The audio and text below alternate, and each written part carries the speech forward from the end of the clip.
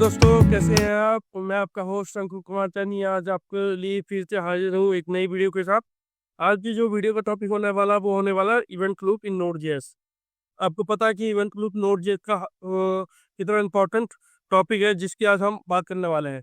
तो event loop को समझने से पहले आज हम कुछ पहले अपने V8 इंजन और लिब्यू लाइब्रेरी के बारे में समझेंगे। तो चलिए, तो जैसा कि आप देख सकते हैं कि हमारा कोड एग्जीक्यूशन जो एसिंक कोड एग्जीक्यूशन होता है वो कैसे होता है। तो जैसे कि आपको पता है कि जावास्क्रिप्ट क्या होता है, एक सिंक्रोनस ब्लॉकिंग और सिंगल थ्रेडेड लैंग्वेज होती है। एक single step by step execution of होता है, ठीक है।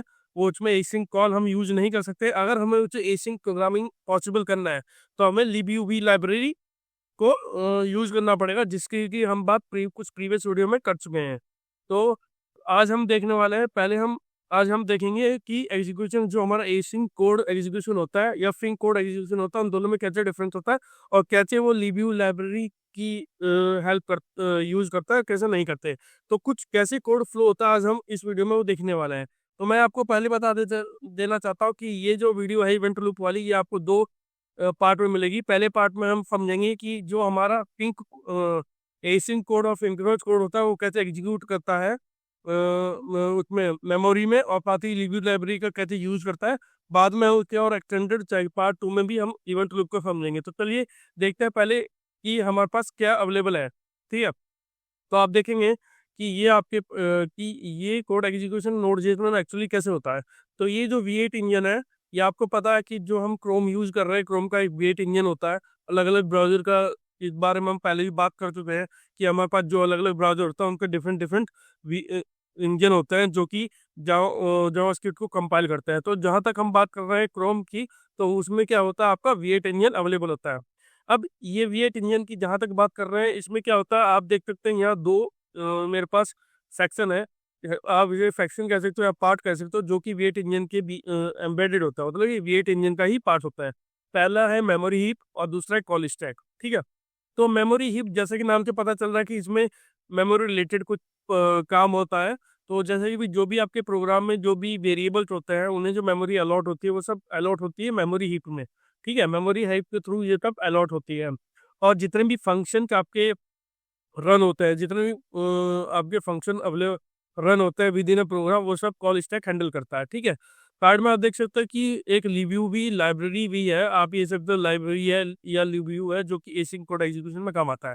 तो यहाँ तो आज हम इस वीडियो में देखने वाला है कि जो हमारा सिंक कोड है, पहले सिंक कोड एग्जीक्यूशन कैसे काम करता है नोड.जेएस में, आज हम वो देखने वाले हैं, ठीक है।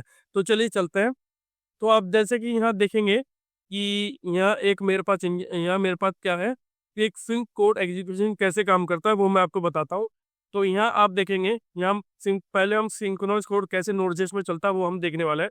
ये आपका वेट इंजन है और ये मेमोरी हीप है, जिसमें भी वेरिएबल की जो मेमोरी होती है वो असाइन होती है। और कॉल स्टैक है जहाँ के हमारे फंक्शन और लिब्यू लाइब्रेरी है, ठीक है। तो यहाँ मेरा एक सिंपल एक फंक्शन है control.log फर्स्ट सेकंड थर्ड करके मैंने लिया है। तो अब ये जो प्रोग्राम है और ये कंट्रोल है, कंट्रोल पे जो आउटपुट आपको दिखाई देगा, ठीक है। तो अब आप देखेंगे कि क्या, अब हम देखते हैं कि कैसे है। तो जो भी आपका पूरा प्रोग्राम, जैसे कि आप देख सकते हैं 3 लाइन ऑफ कोड है मेरे पास, एक कंटिन्यूअस कोड। तो उसमें क्या होता है, सब ग्लोबल स्कोप पे चलता है। तो कॉल स्टैक में सबसे पहले स्कोप ग्लोबल जो फंक्शन है वो पुश हो जाता है। तो आप यहाँ देख सकते हैं कि ग्लोबल फंक्शन ऑलरेडी पुश हो गया है मेरा, ठीक है। तो अब तो हम जब आगे बढ़ेंगे, तो पहली जो लाइन ऑफ कोड है, तो आप देखेंगे जो मेरा लाइन ऑफ कोड है वो है control.log फर्स्ट, ठीक है। तो मान लीजिए ये मेरा first code line of code execute हुआ। आप ध्यान रखिएगा कि हम बात कर रहे हैं सिंक्रोनस कोड एग्जीक्यूशन, या एसिंक की बात नहीं हो रही। एसिंक की बात हम बाद में करेंगे, पहले हम सिंक्रोनस कोड कैसे एग्जीक्यूट होता है नोड.जेएस में हम उसकी बात कर रहे हैं।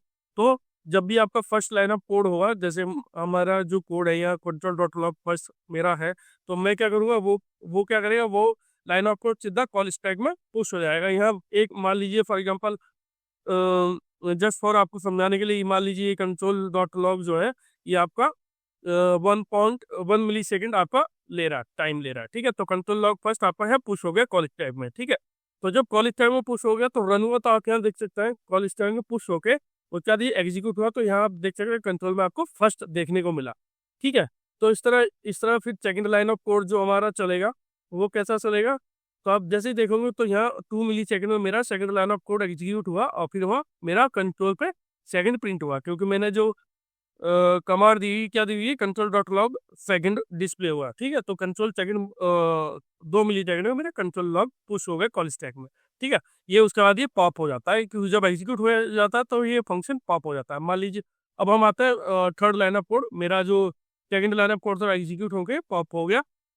अब आप देखेंगे थर्ड लाइन ऑफ कोड जब मेरा चला तो कंट्रोल डॉट लॉग थर्ड आया और थर्ड पुश हुआ, और मान लीजिए 3 मिली सेकंड ले लिया, ये 2 नहीं है, 3 मिली सेकंड हमने फॉर ले लिया प्रैक्टिकली पर्पस से, तो आपका थर्ड आपका रन हुआ और वैसे पॉप हो गया। सो जब ये पॉप हो जाएगा, मतलब पूरा एग्जीक्यूट हो जाएगा, तो आपको आता आउटपुट देखने को मिलेगा फर्स्ट सेकंड थर्ड।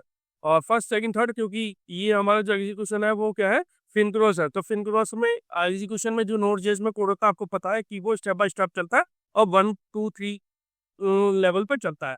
ठीक है, तो ये कुछ इसमें था। और आप देख सकते हैं यहाँ हमारा ग्लोबल स्कोप भी है, ग्लोबल स्कोप आ गया। और फिर जब आउटपुट, फिर ये जब हमारे पास कोई भी फंक्शन एग्जीक्यूट करने पे नहीं रह जाता कॉल स्टेटमेंट, तो ग्लोबल जो ग्लोबल फंक्शन है वो भी हमारा पॉप हो जाता है। तो इस तरह से हमारा जो सिंगुलर कोड एग्जीक्यूशन है नोड जेस में ऐसे परफॉर्म करता है। ठीक है, तो आई होप आपको ये समझ में आया होगा कि कैसे सिंगुलर कोड एग्जीक्यूट होता है हमारे नोड जेस में।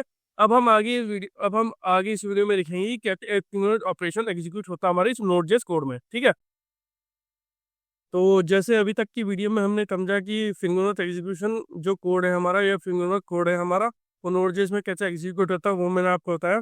अब हम इसमें ये समझता है कि जो हमारा एसिंक कोड है वो नोड.js में कैसे एग्जीक्यूट होता है, और कैसे लिब्यू लाइब्रेरी जो हमारा है जो कि एसिंक कोड हैंडल करने का काम आता है, कैसे वो एग्जीक्यूट होती है। तो चलिए चलते हैं। तो जैसे कि आप देख सकते हैं, यहाँ भी एक मैंने एग्जाम्पल आपको जस्ट दिखाने के लिए लिया है कि कैसे, आपको जस्ट बताने के लिए कि कैसे एशिंग कोड और हमारा पिंग कोड एग्जीक्यूट होता है। तो अब हम बात कर लेते हैं एपिंगोनस कोड। आप यहाँ देख सकते हैं मेरे 5 लाइन ऑफ कोड है। ठीक है, कंट्रोल डॉट लॉग मैंने फर्स्ट, और एफ डॉट रीड फाइल जो कि एशिंग कॉल है। ठीक है, एक कॉल बैक लगा है मेरे पास जिसके मैं control dot log second display करवा रहा हूँ, और कंट्रोल डॉट लॉग मेरा थर्ड आ रहा है। ठीक है, और यहाँ आप हमेशा की तरह देख सकते हैं वेट इंजन है, मैं भी पे ग्लोबल स्कोप में ऑलरेडी ग्लोबल स्कोप आपका कॉल स्टैक को पुश हो गया। तो अब ये कैसे एग्जीक्यूट होता है वो हम इस वीडियो में देखते हैं। तो आगे चलते हैं, पहले देखते हैं जो हमारा पहला है वो कंट्रोल डॉट लॉग जो है फर्स्ट है वो जाके कॉल स्टैक में पुश हो जाएगा। ठीक है, तो आप यहाँ देख सकते हैं जैसे ही कॉल स्टैक में 1 मिली सेकंड में पुश हुआ, वैसे ही हमारा ये कंट्रोल में फर्स्ट आपको दिखा दी गया। ठीक है, और जैसे ही पुश हो गए, जैसे ही मेरा जो कंट्रोल डॉट लॉग है फर्स्ट आएगा वो तो पॉप कर देता है उस डेटा को। उसके बाद वो सेकंड जो फंक्शन है F H dot read file, और फाइल नेम और सेकंड आप यहाँ देखोगे कि F H dot read file है, 2 मिली सेकंड में मेरा मान लीजिए फंक्शन पुश हुआ इसमें कॉल में, कॉल स्टैक में, और F H dot read file control dot log इनमें क्या है, कॉल बैक फंक्शन है। तो इसमें क्या होगा कि ये आपका जो कॉलबैक फंक्शन है ये क्या होगा, ये आपका पुश हो जाएगा किसमें, लिब्यू लाइब्रेरी में। ठीक है, और F H dot read file आपकी कॉल स्टैक में ऐड हो जाएगी। ठीक है, मैं दिखाता हूँ कैसे। तो आप देख सकते हैं कि F H dot read file आपका यहाँ आ गया, और ये जो आपका कॉलबैक फंक्शन था वो आपका लिब्यू लाइब्रेरी में चला गया। अब तो एफ एच रीड फाइल, तो कॉल स्टैक ने अपना काम कर दिया, F H dot read file को पॉप कर देगा। और अभी भी हमारे पास, अभी भी हम इस लाइन ऑफ कोड पे हैं। ठीक है, उसके बाद हम क्योंकि ये क्या है, ये कॉल बैक है, जब कॉल बैक हमारा कंप्लीट होएगा तब हम इसे कॉल स्टैक में वापस आएगा और वो उसके डेटा को डिस्प्ले करेगा, जो कि control log dot log second है इस केस में। ठीक है, तो आप देखोगे कि थर्ड, तो जब लाइन ऑफ कोड क्या होगा, फिफ्थ लाइन पे आएगा जो कि कंट्रोल डॉट लॉग थर्ड है, तो F H dot read file तो पुश पॉप हो जाएगा क्योंकि इसका जो काम है वो तो खत्म हो गया। तो अब क्या होगा, कंट्रोल डॉट लॉग थर्ड आपका इस कॉल स्टैक में पुश हो जाएगा। ठीक है, तो आप देखोगे तो यहाँ कंट्रोल डॉट लॉग फर्स्ट और सेकंड, और यहाँ पर रिव्यू लाइब्रेरी में कॉलबैक चल रहा है। तो कॉलबैक में क्या है, वो जो भी फाइल कंटेंट है वो रीड कर रहा है, और उसके कोरस्पॉन्डिंग जब वो कंप्लीट होएगा तो वापस वो कॉल स्टैक में पुश कर देगा उस पर्टिकुलर कॉलबैक को। ठीक है, तो अभी 3 मिली सेकंड में मान लीजिए कंट्रोल डॉट लॉग थर्ड हुआ तो थर्ड पुश हुआ, और आपका थर्ड यहाँ कंट्रोल पे दिखाई दे रहा है। ठीक है, अब जब third control dot log third जो है आपका कंट्रोल हो गया तो वो पॉप हो जाता है, और जो भी कंटेंट आपका है अभी हमारे पास, अब हमारे पास 5 लाइन ऑफ कोड के अलावा आगे कोई लाइन नहीं है, तो इसलिए यहाँ कॉल स्टैक क्या है, एम्प्टी है। अब क्या होगा, अब चेक करेंगे लिब यू लाइब्रेरी जो चेक करेगी वो, अगर जब उसका पूरा कंप्लीट एग्जीक्यूशन हो गया होगा या जितना भी डेटा उसने रीड कर लिया होगा अगर वो कंप्लीट हो गए तो कॉल स्टैक क्या करेगा, कॉल बैक क्या होगा, वो यहाँ कॉल स्टैक में पुश हो जाएगा। ठीक है, तो ये देखिए आप तो यहाँ call stack push, call back यहाँ पुश हो गया 4 मिली सेकंड पे, क्योंकि अब कोई लाइन ऑफ कोड नहीं था, कॉल बैक यहाँ आ गया और अभी तक में फर्स्ट और थर्ड देखने को मिला। ठीक है, तो अब जब कॉलबैक आ गया तो उसके अंदर उसे एक मेथड मिलेगा जो कंट्रोल डॉट लॉग सेकंड है, तो वो भी मेरा कॉल स्टैक को पुश होगा। ठीक है, क्योंकि जब तक डिस्प्ले नहीं होगा तो वो पुश होगा उसमें। ठीक है, तो आप यहाँ देख सकते हैं तो उसके अंदर जो मेथड है वो है कंट्रोल डॉट लॉग सेकंड है। अब जब सेकंड एग्जीक्यूट होगा तो थर्ड के बाद हमारा सेकंड आपको यहाँ डिस्प्ले देगा। ठीक है, तो आप देख सकते हैं कि आपका यहाँ सेकंड डिस्प्ले हो गया, कॉल बैक आपका यहाँ हो गया। तो जैसे ही कॉल बैक रन हो गया तो ये कॉल बैक और भी मेरा पॉप हो जाएगा। कहाँ से? कॉल स्टैक से। ठीक है, तो आप देख सकते हैं यहाँ, ये देखिए, तो कॉल बैक मेरा पुश हो गया और एट लास्ट मेरा ग्लोबल स्कोप भी पॉप हो जाता है। तो एट लास्ट मेरा आखिरी में आप देख सकते हैं जो आउटपुट आया वो आया फर्स्ट सेकंड और फर्स्ट थर्ड और सेकंड, जैसे क्यों। और मेरा ये भी ग्लोबल में थे, जब हम आगे इसे वो करेंगे तो ये भी पॉप हो जाता है। तो ये हमारा ऐसे एसिंक कोड एग्जीक्यूशन है, ये आप ध्यान में दीजिएगा, ये सिली मिस्टेक्स है या एसिंक कोड एग्जीक्यूशन की हम बात कर रहे हैं। तो इस तरह से आपने देखा कि कैसे हमारा सिंक्रोनस कोड एग्जीक्यूट होता है नोड जेएस में और एसिंक कोड एग्जीक्यूट होता है नोड जेएस में। आगे हम इसी वीडियो को और पार्ट 2 में बात करेंगे कि कैसे इन सब को हैंडल करता है इवेंट लूप में।